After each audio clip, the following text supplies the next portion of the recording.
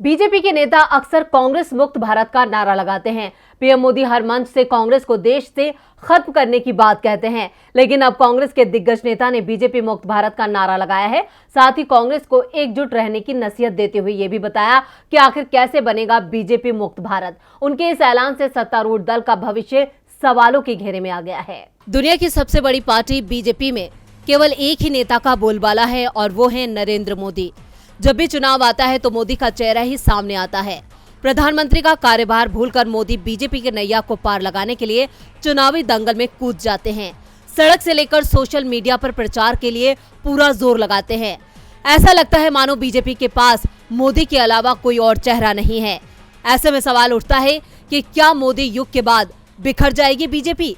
इन सवालों को तब और बल मिल गया जब कांग्रेस के दिग्गज नेता वीरप्पा मोइली ने बीजेपी मुक्त भारत बनाने की अपील की। दरअसल कांग्रेस के सीनियर लीडर ने असंतुष्ट गुट G23 के नेताओं से एकजुट रहने की अपील की है।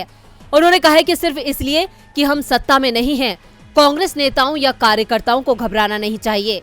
बीजेपी और अन्य दल आएंगे और जाएंगे, ये कांग्रेस है जो यहाँ रहेगी। मोइली ने कहा कि भारतीय जनता पार्टी हमेशा ऐसी नहीं रहने वाली है।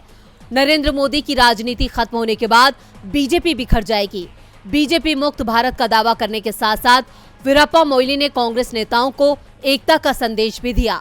उन्होंने कहा कि सोनिया गांधी कांग्रेस पार्टी के भीतर सुधार चाहती हैं, लेकिन उनके आसपास के लोगों ने इसे तोड़ दिया है। G23 नेता पार्टी आला कमान को निशाना बना रहे हैं और कांग्रेस पार्टी को कमजोर कर रहे हैं, लेकिन हमें पार्टी का विभाजन होने से बचाना होगा, क्योंकि मोदी युग के बाद बीजेपी का कोई भविष्य नहीं है।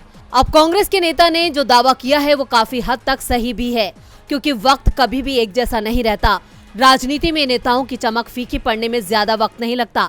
ऐसे में बीजेपी कब अर्श से फर्श पर आ जाए कुछ कहा नहीं जा सकता। DB लाइव की रिपोर्ट।